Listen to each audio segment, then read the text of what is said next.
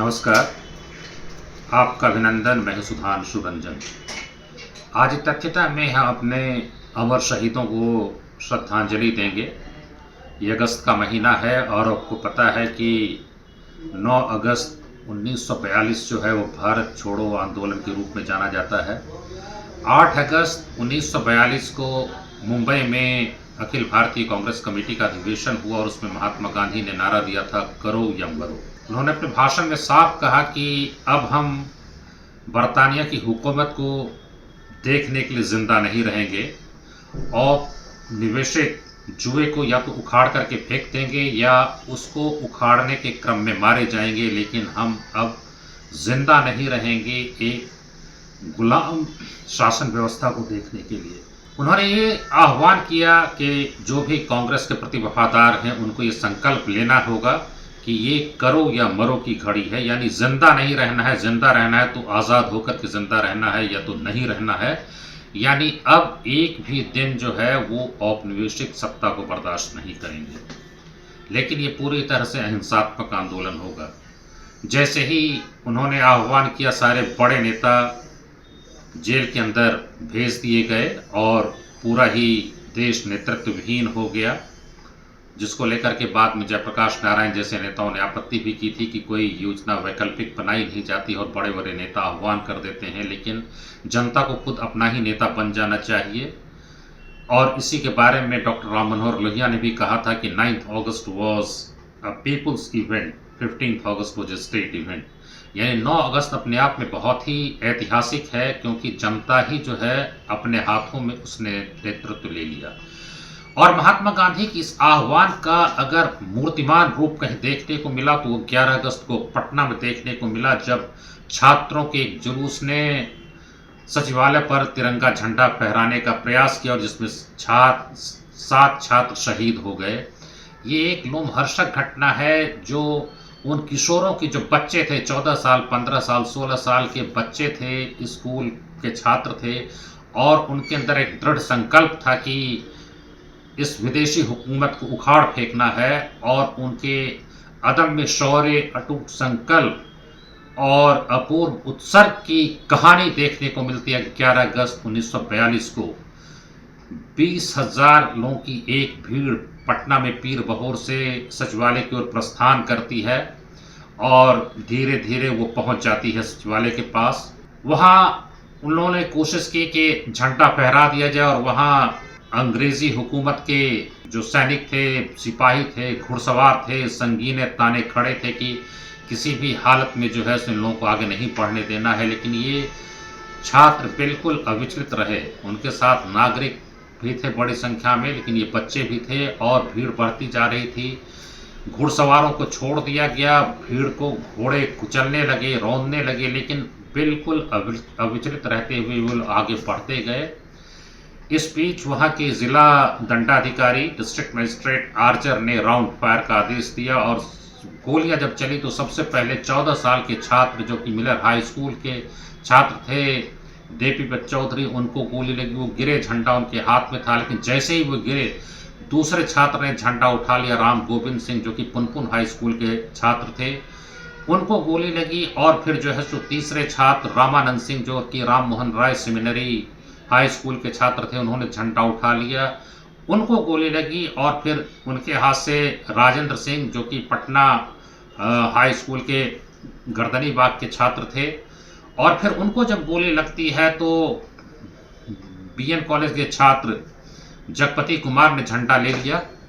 जगपति कुमार को 3 गोलियां लगी, लेकिन जगपति कुमार गिरते उसके पहले ही झंडा उनके हाथ से सतीश प्रसाद झा, जो कि पटना कॉलेजिएट के छात्र थे, उन्होंने झंडा ले लिया। और जब उनको भी गोली लगी तो अंत में राम मोहन राय सेमिनरी के ही उमाकांत सिंह ने झंडा ले लिया। और इस तरह से बढ़ते बढ़ते उन लोगों ने सचिवालय पे झंडा फहरा दिया। यानी तिरंगा फहराने की स्वाधीनता के पहले ये पहली घटना थी कि किसी सरकारी दफ्तर पे तिरंगा फहरा दिया गया था। ये एक ऐसी चिनगारी, 7 बच्चे जो थे, ऐसी चिनगारियां थे जिससे कि कहा जा सकता है कि पूरी औपनिवेशिक सत्ता जो है लगभग राख बन गई थी। वैसे कुछ लोग ये भी कहते हैं कि चूंकि सचिवालय का दरवाज़ा बंद कर दिया गया था, इसलिए एक छात्र चुपके से पिछले दरवाजे से जाके उसने यूनियन जैक हटा करके तिरंगा फहरा दिया और फिर उसको देख करके भीड़ इस तरह से मचल उठी। फिर उसके बाद गोलियां चली और ये छात्र शहीद हो गए। जो भी हो, लेकिन इन छात्रों के बलिदान के कारण वो झंडा वहाँ पर फहराया गया और उनकी याद में पटना सचिवालय के पीछे, जहाँ आज विधानसभा है, उसके ठीक सामने 7 शहीदों की प्रतिमाएं लगी हैं और ये शहीद स्मारक के रूप में जाना जाता है। और 11 अगस्त जो है वो बिहार बलिदान दिवस के रूप में जाना जाता है। तो ऐसी जो घटना है, जो देशभक्ति की, जो बलिदान की एक ऐसी दहकती कहानी है जिसकी ज्वाला में फिरंगी सरकार लगभग जल करके राख हो गई थी, उसको जानने की बहुत ज़रूरत है। ये दुर्भाग्य है कि आज हम उन 7 शहीदों का नाम भी नहीं जानते हैं। अनुग्रह नारायण सिंह ने अपने संस्मरण में लिखा है कि 10 अगस्त को उनसे और बाबू राजेंद्र प्रसाद से पटना में जेल में मिलने पटना के डिस्ट्रिक्ट मजिस्ट्रेट आर्चर आए थे और उन्होंने तारीफ की कि आर्चर ऐसे समझदार व्यक्ति थे और उन्होंने कहा था कि जो खुफिया रिपोर्ट है और ऐसे लोमहर्षक घटनाएं होने जा रही हैं, इस तरह की संभावना दिख रही है, इसलिए आप लोग एक अपील जारी करिए कि कोई भी हिंसा नहीं हो। लेकिन बाद में विचार विमर्श करने के बाद राजेंद्र प्रसाद और अनुग्रह नारायण सिंह ने इस तरह की अपील जारी करने से इनकार कर दिया। यहाँ ध्यान देने की बात है कि भले ही अपील जारी नहीं हुई हो, लेकिन इन छात्रों या नागरिकों ने अपनी ओर से कोई हिंसा नहीं की। वो भले ही गोलियों का शिकार हो गए, लेकिन उन्होंने एक पत्थर भी किसी पर नहीं चलाया।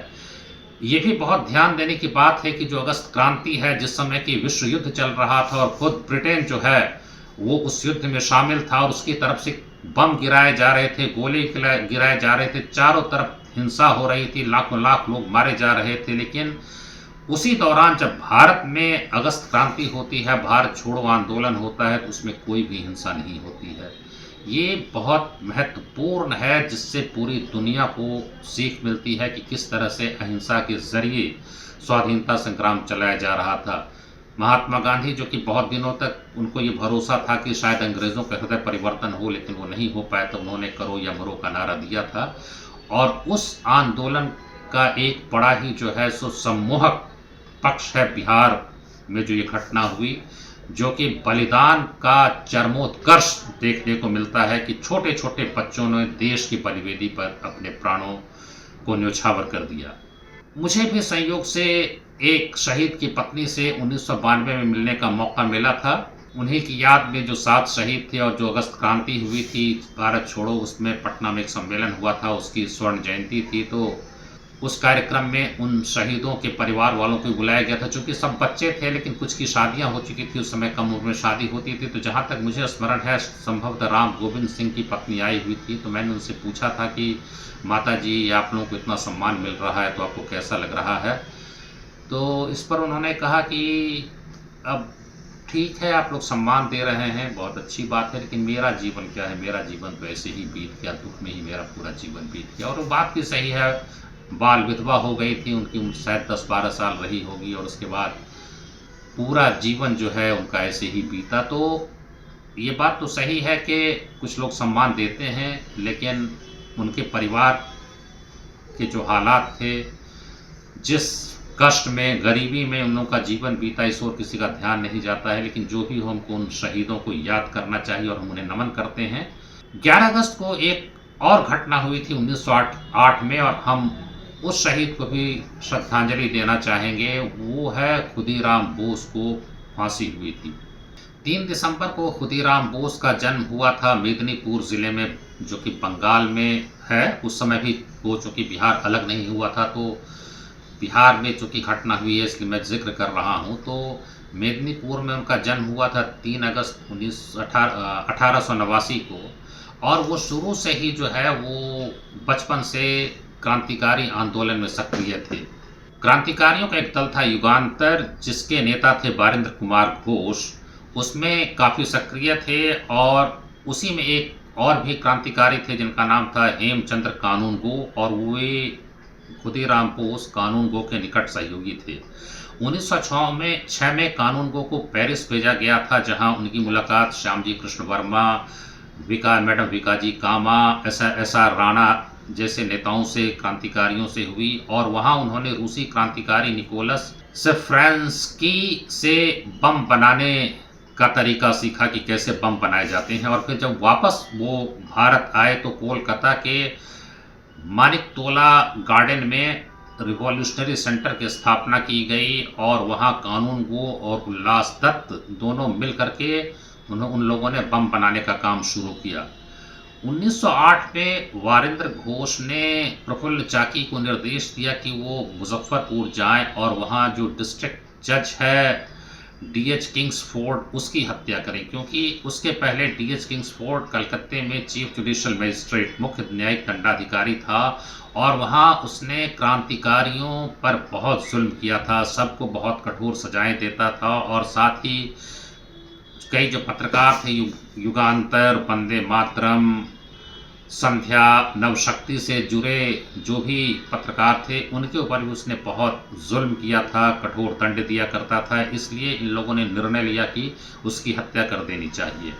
तो वारेंद्र घोष ने तो प्रफुल्ल चाकी को आदेश दिया था, लेकिन कानून गो की सलाह पर खुदीराम बोस का नाम दिया गया कि नहीं, खुदीराम बोस भी जाएंगे और उनके साथ प्रफुल्ल चाकी भी जाएंगे। तो ये लोग गए मुजफ्फरपुर और काफ़ी लोगों ने जो है सो मुआयना किया, जिसको रेकी कहते हैं। लेकिन मुजफ्फरपुर प्रशासन को खुफिया सूचना मिल गई थी कि कुछ क्रांतिकारी आए हैं और शायद ज़िला जज की हत्या की कोशिश की जा सकती है, इसलिए उनकी सुरक्षा बढ़ा दी गई थी।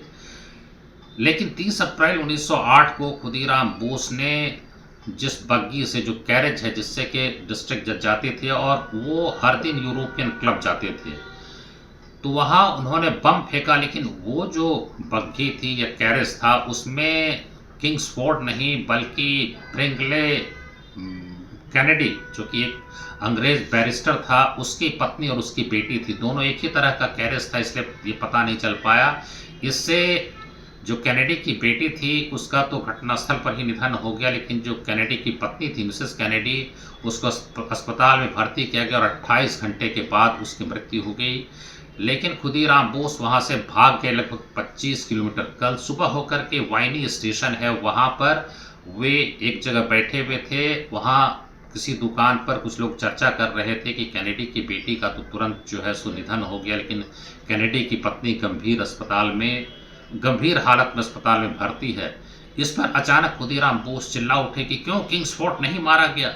जैसे ही उनके मुंह से निकला कि क्यों किंग्सफोर्ड नहीं मारा गया, वहाँ पर 2 सिपाही खड़े थे, शिव प्रसाद मिश्र और फतेह सिंह। उन दोनों को लग गया कि शायद यही क्रांतिकारी, और उनको तुरंत वहाँ गिरफ्तार करके मुजफ्फरपुर लाया गया। और जब मुजफ्फरपुर में सूचना मिली कि खुदीराम बोस ने जो है बम फेंका है, तो उनको देखने के लिए बड़ी संख्या में जो है सो लोग स्टेशन पे जमा हो गए। एक जन सैलाब था और फिर उनके जिंदाबाद के भी नारे लगने लगे। उसके बाद फिर तुरंत उनका ट्रायल हुआ। 5 दिनों के विचारण के बाद निचली अदालत ने उनको फांसी की सज़ा सुनाई। 1 महीने के अंदर पटना उच्च न्यायालय ने उस समय पटना उच्च न्यायालय नहीं था, कलकत्ता उच्च न्यायालय था। उच्च न्यायालय ने उस सज़ा को जो है उसकी पुष्टि कर दी, यानी कन्फर्म कर दिया, और 8 अगस्त को उनको फांसी दे दी गई। लेकिन इसके पहले 30 मई को प्रफुल्ल चाकी को मुकाम स्टेशन पर जब एक पुलिस कांस्टेबल इंस्पेक्टर ने पकड़ने की कोशिश की, तो प्रफुल्ल चाकी ने खुद को जो है सो गोली मार दी। तो इस तरह से हम देखते हैं कि भारत के स्वाधीनता संग्राम में जो सबसे कम उम्र का क्रांतिकारी जो कोई शहीद हुआ हो वो खुदीराम बोस हैं। उस समय उनकी उम्र 18 साल कुछ महीने थी और यंगेस्ट रिवॉल्यूशनरी उनको माना जाता है। लेकिन इस घटना ने भी पूरे देश को हिला करके रख दिया था। इस घटना की कांग्रेस ने कड़ी निंदा की। 1908 में जो मद्रास में कांग्रेस का सत्र हुआ और उसकी अध्यक्षता कर रहे थे रास बिहारी घोष, उन्होंने बड़ी ही कठोर शब्दों में इसकी निंदा की और ये भी कहा कि a small amount of picric acid will not shake the British government and His Majesty's loyal Indian subjects are peace loving।